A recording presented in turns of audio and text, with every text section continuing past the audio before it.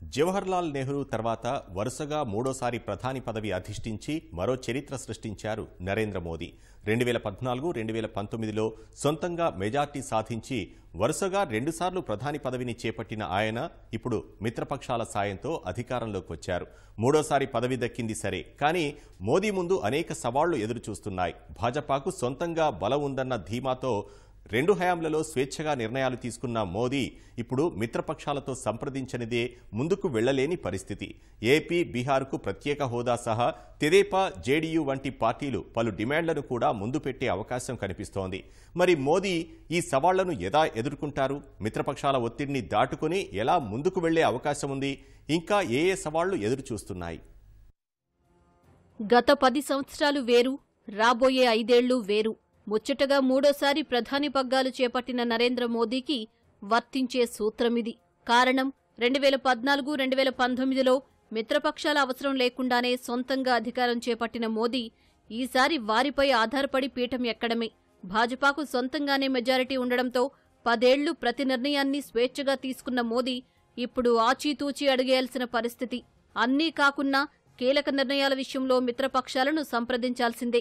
అందుకే తొలి 2 హయాంలతో పోలిస్తే రాబోయే 5 ఏళ్ల కాలం మోదీ పాలన పూర్తిగా భిన్నంగా ఉండనుందనేది విశ్లేషకుల అంచనా. కీలక నిర్ణయాల విషయంలో మిత్రపక్షాలను సంప్రదించాల్సి రావడమే కాదు, వారి డిమాండ్లను నెరవేర్చాల్సి కూడా ఉంటుంది.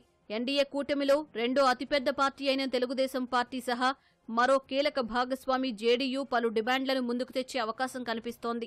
గత 10 ఏళ్ల పాలనలో ఎన్డీఏ పక్షాలు తమ డిమాండ్లను మోదీ ముందుకు తీసుకువచ్చినా అంతగా ఒత్తిడి చేసేవి కావు. కానీ ఇప్పుడు ఆ పరిస్థితి లేదు. ప్రభుత్వ మనుగడకు తమ పార్టీల అవసరం ఉంటుంది కాబట్టి తమ డిమాండ్ల కోసం ఇప్పుడు అవి ఒత్తిడి చేసే అవకాశం ఉంది. అయితే ఎన్డీఏ సర్కారు అన్ని నిర్ణయాలను సమిష్టిగా తీసుకుంటుందని, ఏకాభిప్రాయం కోసం తాను పాటుపడతానని ఈ నెల 7న జరిగిన ఎన్డీఏ సమావేశంలో మోదీ తెలిపారు. सदन में किसी भी दल का कोई भी जनप्रतिनिधि होगा, मेरे लिए सब बराबर है। और यही एक भाव है जिसके कारण 30 साल से एनडीए अलायंस मजबूती के साथ आगे बढ़ा है। सबको गले लगाने में हमें कभी कोई कमी नहीं रखी है। उसी का परिणाम है कि जनता का विश्वास भी जीत पाते। हमने 2024 जिस टीम भावना से काम किया, सबने मिल करके ये जो काम किया है और उसी ने हमें ऑर्गेनिक अलायंस का सामर्थ्य दिया है। एक दूसरे का सहयोग किया है। हर किसी ने यही सोचा, जहां कम वहां हम, और तभी तो जीत आती है। हमारा 10 साल का अनुभव है भारत के हर क्षेत्र का और भारत के हर नागरिक का जो एस्पिरेशंस हैं, रीजनल एस्पिरेशंस वे और नेशनल एस्पिरेशन, इसका एक अटूट नाता होना चाहिए। इसके बीच में हवा तक गुजर न सके इतना जुड़ाव होना चाहिए, तब देश आगे बढ़ता है। మరీ ముఖ్యంగా ఆంధ్రప్రదేశ్, బీహార్ నుంచి ఎన్డీఏకు మద్దతిస్తున్న తెలుగుదేశం పార్టీ, జేడీయూ రాష్ట్రాల ప్రయోజనాల గురించి గట్టిగానే పట్టుబట్టే అవకాశం ఉంది. మరీ ముఖ్యంగా ఆంధ్రప్రదేశ్ విషయంలో ముఖ్యమంత్రిగా ప్రమాణ స్వీకారం చేయబోతున్న తెలుగుదేశం పార్టీ అధినేత చంద్రబాబు చాలా స్పష్టతతో ఉన్నారు. అమరావతి, పోలవరం, పరిశ్రమలు, పెట్టుబడులు, పట్టణాభివృద్ధి, యువతకు ఉపాధి విషయంలో ఆయన కేంద్రం నుంచి పెద్ద ఎత్తున సహకారం ఆశిస్తున్నారు. వాటి కోసం మోదీ సర్కారుపై గట్టిగా ఒత్తిడి చేసే అవకాశం కూడా ఉంది. మరి ఆయా పార్టీల డిమాండ్లను మోదీ ఎలా తీరుస్తారు అన్నది ప్రశ్న.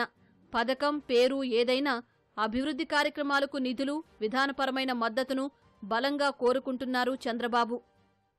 చంద్రబాబు నాయుడు గారు కానీ, నితీష్ కుమార్ కానీ వారి రాష్ట్రాల సమస్యలకు ప్రత్యేక హోదా ఇస్తే బీహార్ కూడా వెనుకబడిన రాష్ట్రమే. ఆంధ్రప్రదేశ్ నవ్యాంధ్ర మనకు ఉమ్మడి రాజధాని హైదరాబాద్ నగరాన్ని నవ్యాంధ్ర కోల్పోయింది కాబట్టి కొత్త రాజధాని అన్ని అంగులతో నిర్మించుకోవడానికి చాలా సమయమే పట్టేటట్టుంది. అందుకు భారీగా నిధులు అవసరం ఉంటుంది. అందుకు కేంద్ర సహాయం కూడా భారీగానే అవసరం ఉంటుంది.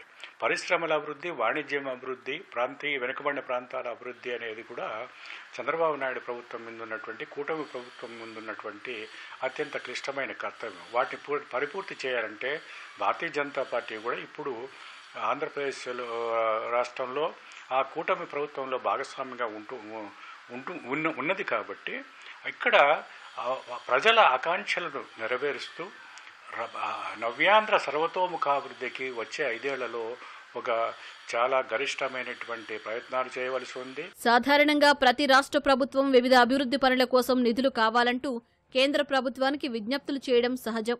కేంద్ర ప్రభుత్వం తమ అభీష్టం మేరకు నిధులు కేటాయించాలా వద్దా అన్నది నిర్ణయం తీసుకుంటుంది. అయితే తమ మద్దతు అవసరం కాబట్టి ఎన్డీఏలో భాగస్వాములుగా ఉన్న పార్టీలు కేంద్ర ప్రభుత్వంపై గట్టిగా ఒత్తిడి చేసే అవకాశం ఉంది. నిధులు మాత్రమే కాదు, పలు ఇతర అంశాలపై కూడా గట్టిగా అడిగే సూచనలు కనిపిస్తున్నాయి. ఎన్నాళ్లుగా ఉన్న అపరిష్కృత అంశాలు, పెండింగ్ విషయాలను పరిష్కరించాలని గట్టిగా కోరే అవకాశాలున్నాయి. ఆయా అంశాలను మోదీ తప్పగా పరిశీలించాల్సి ఉంటుంది. మరి ఈ ఒత్తిళ్లను మోదీ ఎలా దాటుకుని ముందుకు వెళతారు అన్నది తేలాల్సి ఉంది. గతానికి భిన్నంగా మిత్రపక్షాల డిమాండ్లన్నింటినీ నెరవేరుస్తారా లేదా అన్నది వేచి చూడాలి.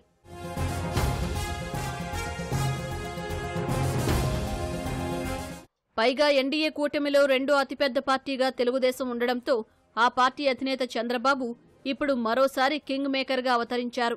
కూటమిలో మోదీ తర్వాత ఆయనే కీలకంగా మారారు. కేంద్ర ప్రభుత్వం తీసుకునే కీలక నిర్ణయాల్లో ఆయన కూడా భాగస్వామి కానున్నారు. 10 ఏళ్లలో కేంద్ర ప్రభుత్వం ఏ నిర్ణయం తీసుకున్నా వాటి వెనుక మోదీ, అమిత్ షాలే ఉండేవారు. ఇప్పుడు కూటమిలో కీలక పార్టీ నేతగా చంద్రబాబు కూడా కేంద్ర ప్రభుత్వ విధాన నిర్ణయాల్లో చంద్రబాబును కూడా సంప్రదించాల్సిన పరిస్థితి ఉంది. గతంలో తెలుగుదేశం యునైటెడ్ ఫ్రంట్ ఎన్డీఏ కూటమిలో భాగస్వామిగా ఉన్న సమయంలో అప్పటి ప్రధానులు దేవగౌడ, ఐకే గుజ్రాల్, అటల్ బిహారీ వాజ్పేయిలు కీలక నిర్ణయాల్లో చంద్రబాబును సంప్రదించేవారు. ఇప్పుడు కూడా చంద్రబాబుతో తప్పక మాట్లాడాల్సిన పరిస్థితి ఉంది. అందువల్ల చంద్రబాబు కేంద్రంలో మరోసారి కీలకం కానున్నారు.